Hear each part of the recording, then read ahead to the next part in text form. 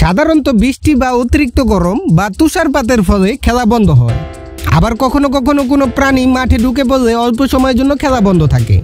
কিন্তু একটি প্রাণীর জন্য খেলার মাঠ 1 মাসের জন্য বন্ধ করে দেওয়া অদ্ভুত এই ঘটনা ঘটেছে অস্ট্রেলিয়ায়, যেখানে মূলত সংরক্ষিত প্রজাতির একটি দেশি পাখি সেই মাঠে ডিম পাড়ার কারণে এমন সিদ্ধান্ত নিয়েছে সংশ্লিষ্ট কর্তৃপক্ষ।